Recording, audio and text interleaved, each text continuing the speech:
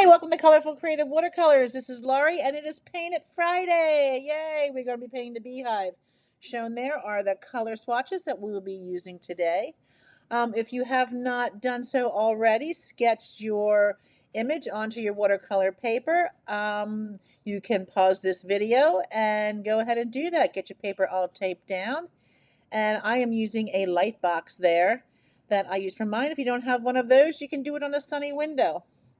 All right, so we are first going to get started with doing a wet on wet technique, and that will be our sky. So you will be using your cerulean blue. I can never say that correctly, but first I'll be taking clean water, and I will just be going around and making a little bit of a wash in the sky area.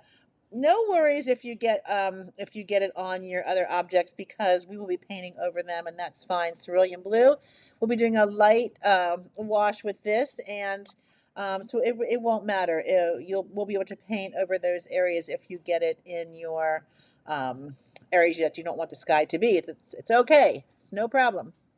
So we'll dip once our paper is wet, and you can see I'm just dabbing it right in there. Just dab it in here and there. For the sky, we just want to get that first layer in there.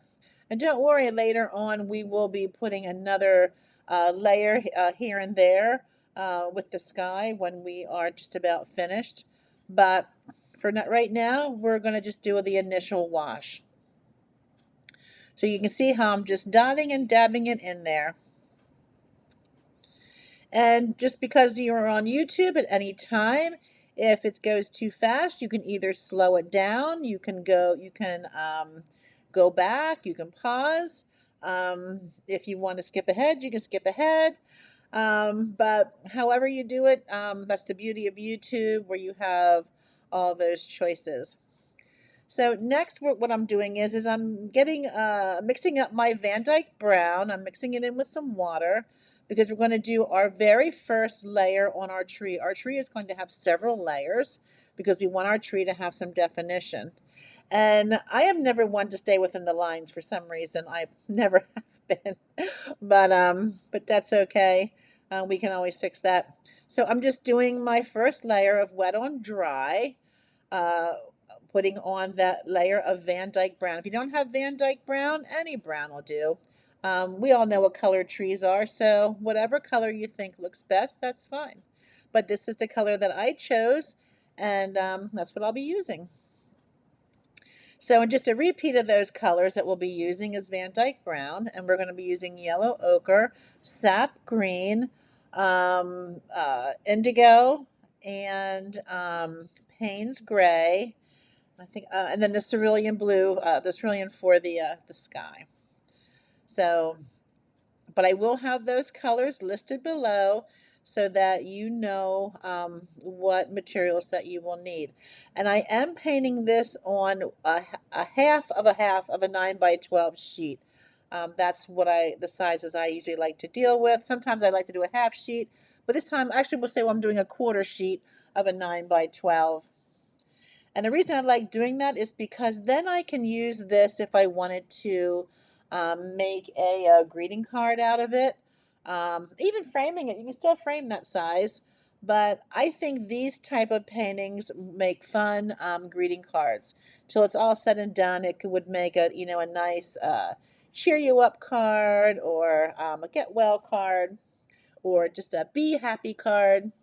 But anyway, so now I'm doing a second layer a while. And yes, I'm doing a little bit of a wet on wet. Some of the areas are dry, but some of the areas are wet. But I don't mind that for this particular part of the painting, because I like the different consistency that I will get for texture for the tree, because a tree has many different textures to it. So I'm just filling that in there with the second layer.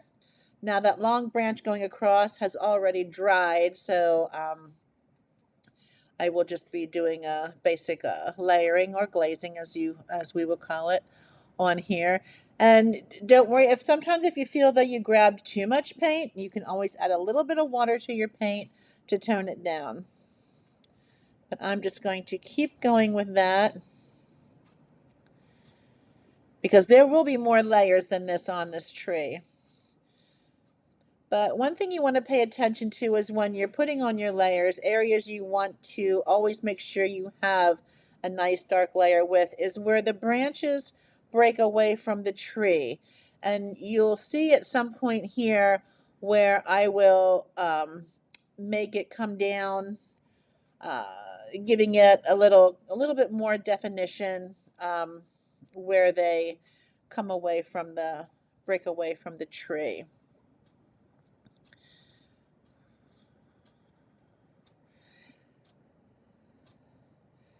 So now we are going to start on the beehive itself, and we're using the yellow ochre for this, and we are just doing a first wash. It is a wet on dry technique, and I'm just staying in the lines there. I have it's a almost an equal mixture of pigment to water. If you're worried about your water to paint ratio, it's pretty much equal amounts. So it's not very light, but it's not very dark because we will be putting on more layers on this as well. So we're just kind of going around those leaves there.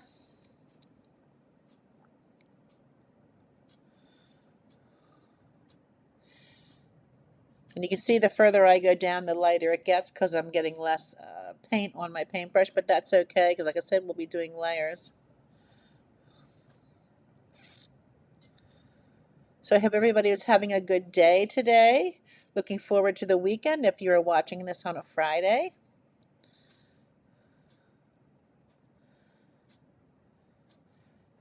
And there we go. We're getting down to the bottom. I'm going to put some more pigment on my brush, and you'll see that it is much darker than the top, but that's okay. I'm not mad about it because it does all work out in the end. I did add a little bit more water to my brush just to try and lighten it up a little bit, but that's okay because, like I said, it will work out. We will be doing more layers.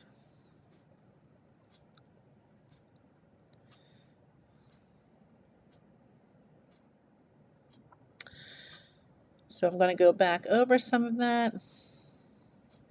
And like I said, that is the yellow ochre that we're using. And now what I'm doing is I took a little bit more pigment and I'm going around those areas just to make it look like it's not one flat piece. Just giving it a little shade there. Now we'll be adding more shade later with Payne's Gray, but for right now I'm going to do that as the first layer of the shading. And then I'm going to smooth that up there a little bit.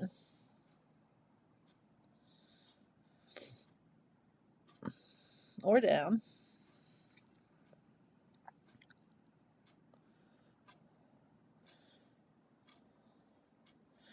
And I'm just going to paint some more area in there.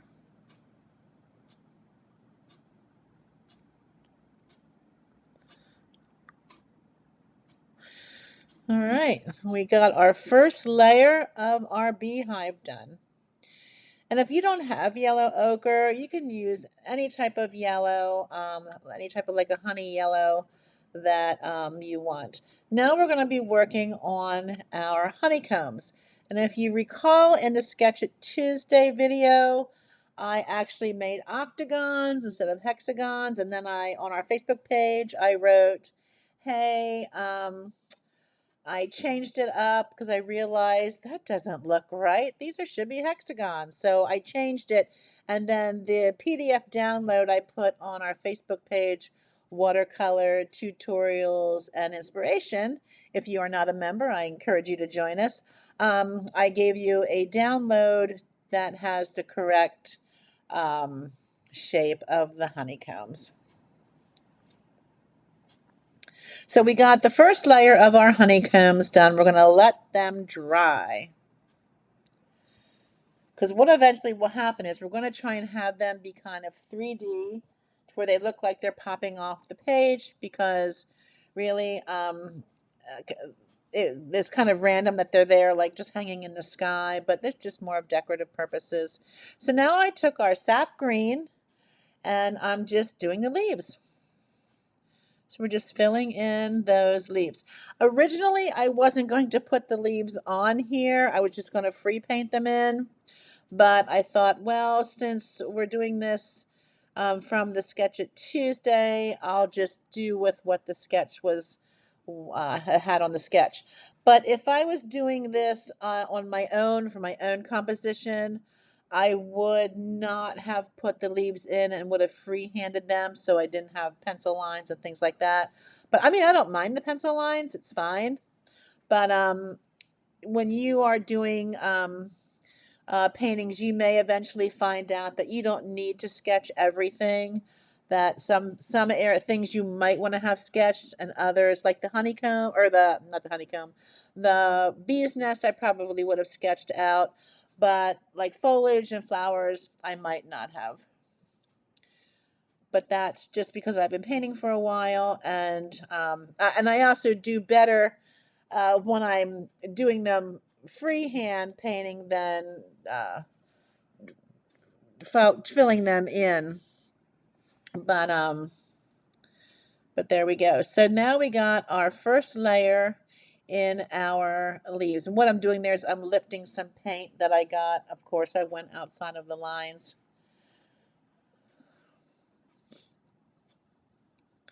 And I'm just trying to lift some more of that paint. And lifting paint, watercolor paint, is just basically rinsing your brush and just using a very damp brush. Like I will, wipe it on my paper towel just to get the excess moisture off.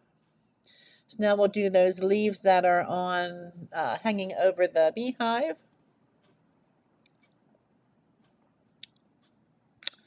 And there we go.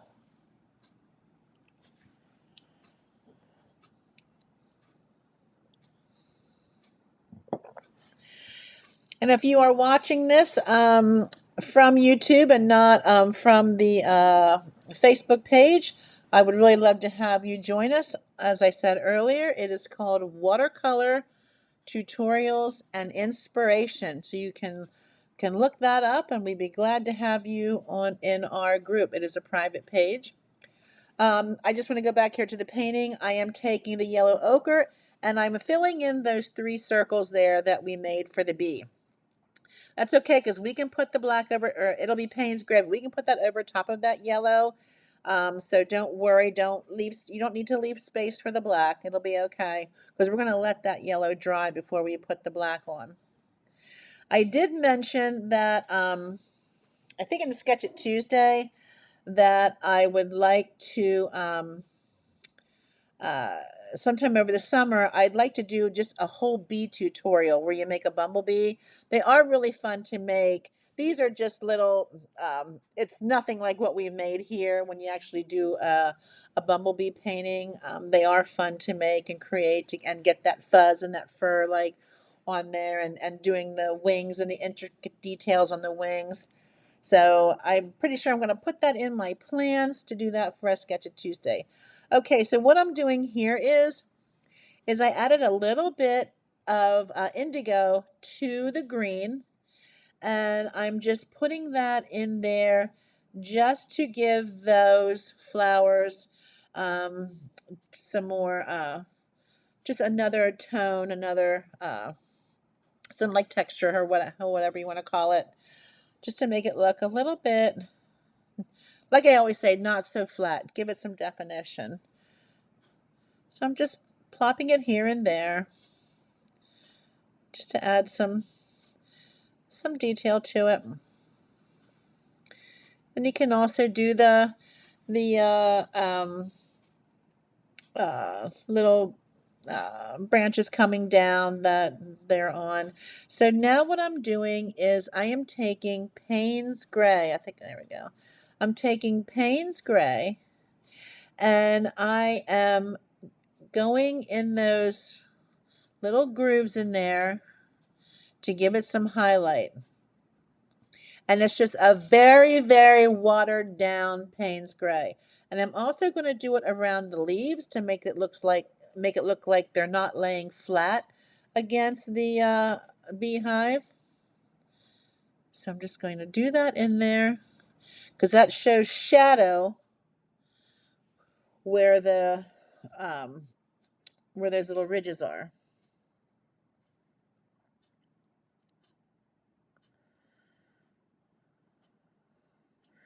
So it's really starting to form up there. There's all different kinds of beehives you can make, but this is one of my favorite ways to make a beehive. So now what I'm doing is I'm taking some yellow ochre and I am just making little lines over there on the sides just to give that illusion of being round. Just putting those little lines there, then going over that Payne's with that Payne's gray a little bit.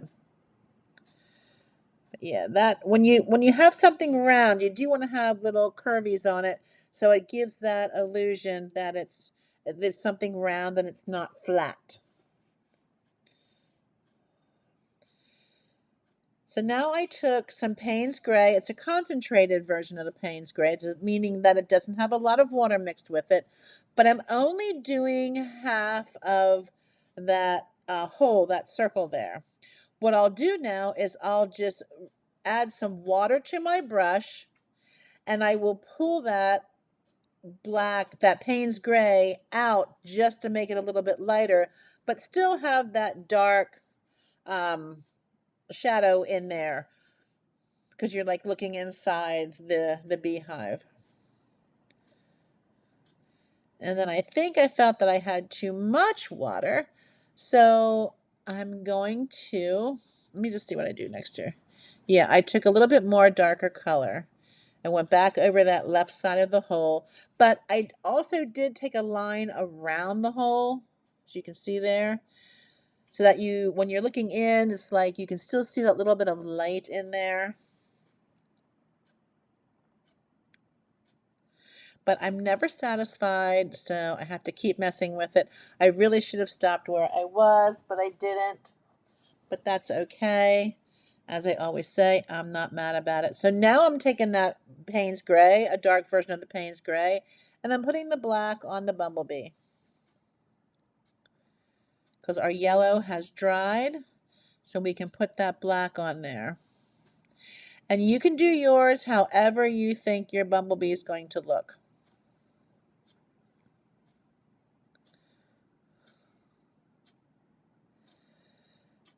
With any paintings that we do, any tutorials, always remember it's your painting when you're doing it. You don't have to do everything I do. If you feel as though, hey, I kind of like it doing it this way, you do it your way. It's your painting. You're the artist. I'm just here to give you a basic tutorial and some inspiration, just like our Facebook page says, tutorials and inspiration. It's to inspire you to just paint, whether I'm just giving you the basics on what to do. Okay, what I'm doing here though is I took a very watery down version of the Payne's gray and went over the wings of the bee. But anyway, so yeah, it's always in the end, it's your painting. If you're like, I really don't care for what Laurie did, I kind of like what I do. Hey, if it works for you, you're the artist, you do it. I mean, I love that somebody would do that. All right, I'm taking that yellow ochre, a very concentrated version of the yellow ochre. Now there's a second layer. And I'm just going to fill in all of those honeycombs or hexagons. I'm just going to fill them all in.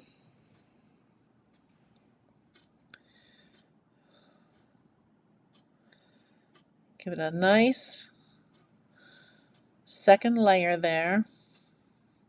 And then when we're done doing this, I'm going to rinse my brush off.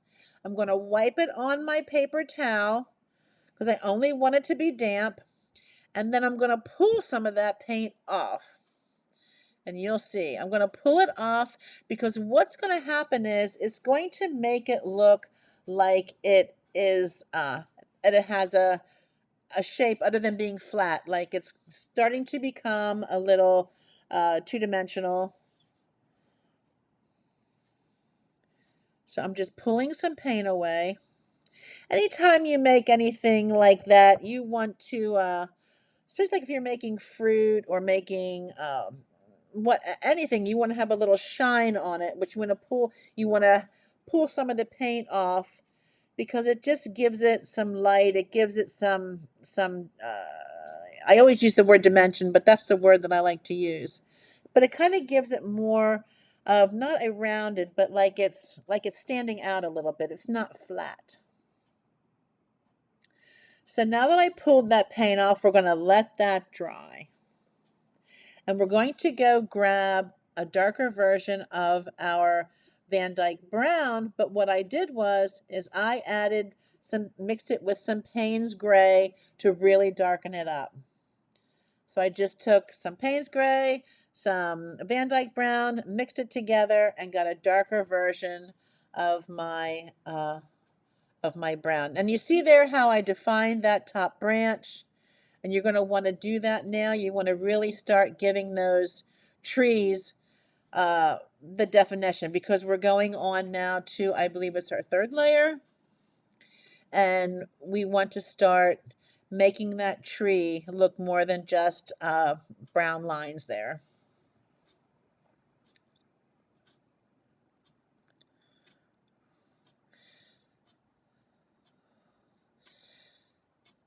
And since I'm doing, there we go. So I'm getting a more of that color. And I'm just kind of randomly placing it here and there. See how I'm defining that branch coming off there?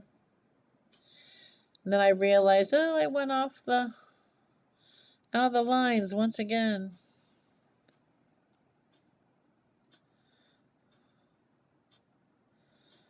But you can see how using now a darker version, but adding that Payne's gray, just gives it another color while still staying within the color family.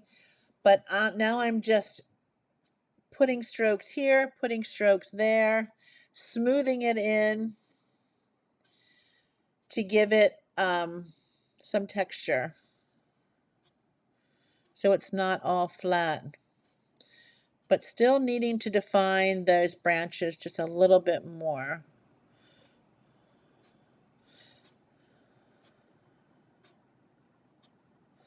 So that's what we're doing here.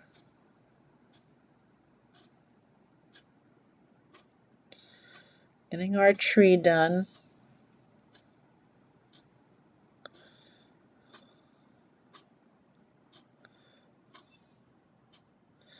So yeah, so you want to, anytime you're doing branches like this, you really want to focus on where the branch meets the tree. And just make sure you have a little extra shadowing in there around the corners, because that's what makes it look like it's really coming out from the tree.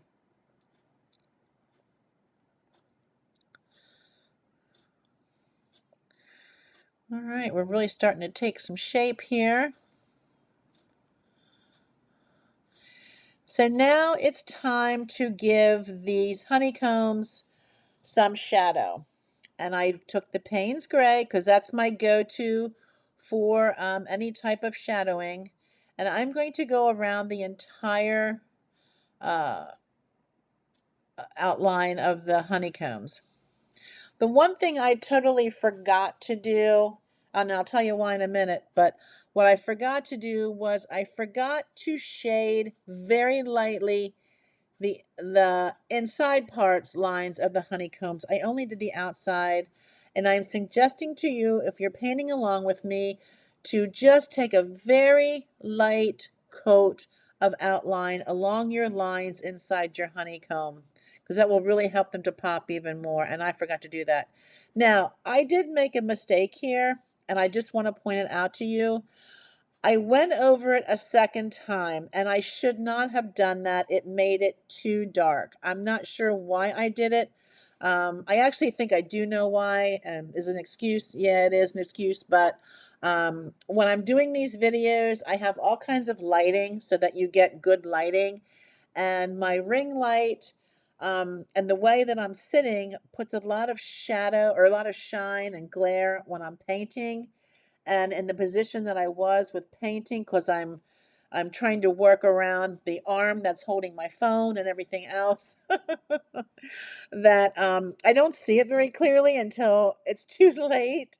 And I should have only have done one coat of Payne's Gray around those honeycomb. I'm going to try and fix it in a little bit, but that's that. Okay, what I did here is I took the Payne's Gray and then I made some little marks on the wings just to give the wings, you know how they have little veiny things in. I just did some marks there. And then I also put the antenna on the bees. So now I have a very damp, almost dry brush. You can see how I rinse it off with my fingers. I'm going to try and smooth the Payne's Gray up closer. I'm just like, as you can see what I'm doing there. I'm pushing it up more to the edges. And by doing that, it'll create a lighter version on the outside. But like I said, please only do one coat around your honeycomb. Two was just too much, and it got too dark, and I did have some issue there.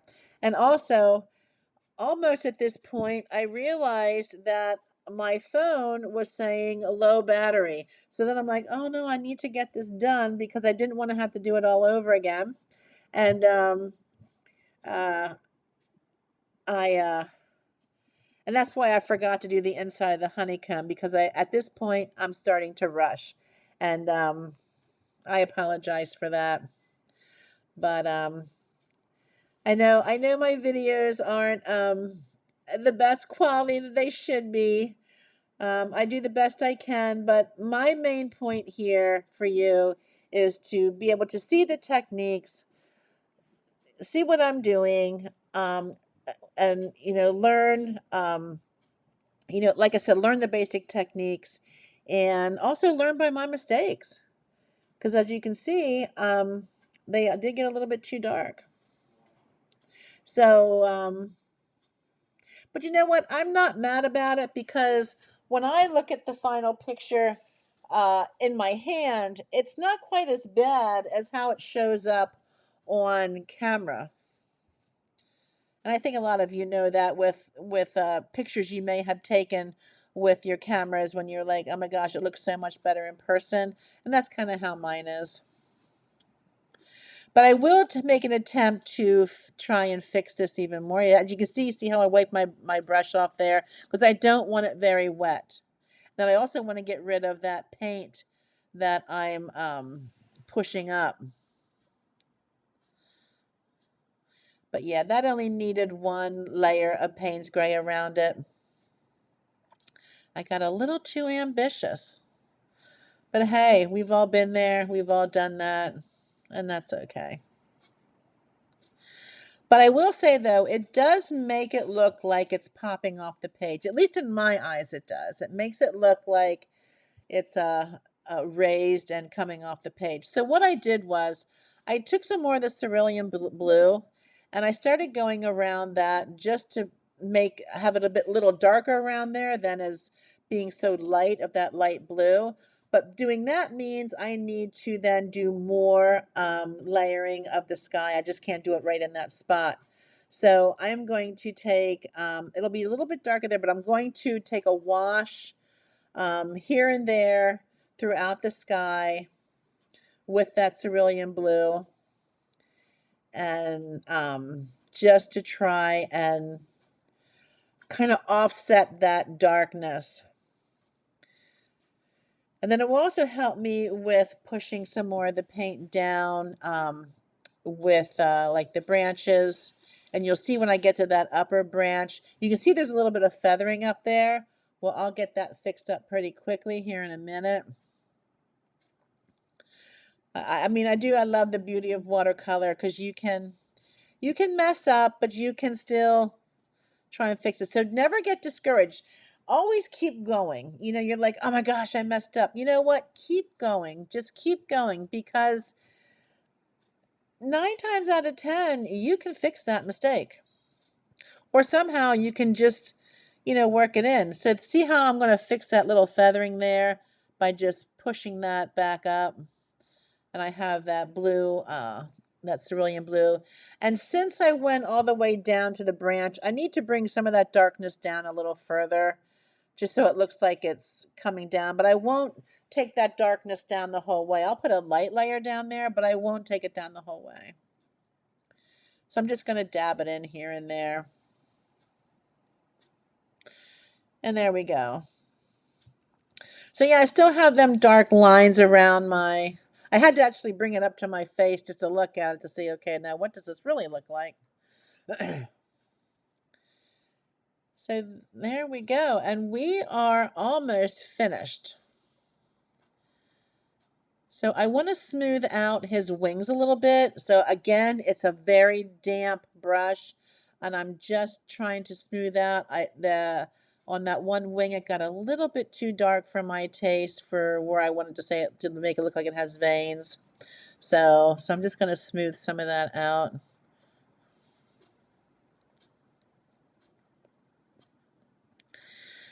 So there, just give it a once over, add a little bit more shadowing to the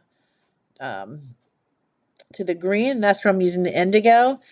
And pretty much the indigo, the only time we used the indigo in this painting was to mix with our green. I could have used Payne's gray and we could have left indigo out altogether. So if you don't have indigo, you can always use the Payne's gray. It'll still look fabulous. Doing some last minute dry brushing there. Just looking at it one last time. And then it is just about time to take off the painter's tape. So when you're taking off your painter's tape, you want to be very careful pulling it off. You don't want to just rip it off. You want to pull gently because it can pull some of your watercolor paper away. So we'll start taking that off. I'm just still giving it a once over to see if there's anything else that I want to do with it. I feel that I'm finished and it's time to take off the tape. So there we go. So you go ahead and do that, and I want to thank everybody for being here, for watching, and don't forget to stop at colorfulcreativewatercolors.com. I have lots of blog posts going on over there. I have a lot of freebies on there. I will be linking a freebie down below. I will link the list of materials needed, and join our Facebook group, Watercolor Tutorials and Inspiration. There's the final picture. Again, thanks for watching. And as I always say, stay colorful, stay creative, and have fun. And I will see you in 2 weeks on Tuesday for Sketch It Tuesday. I don't know what it's going to be yet, but it's going to be fun. Bye-bye.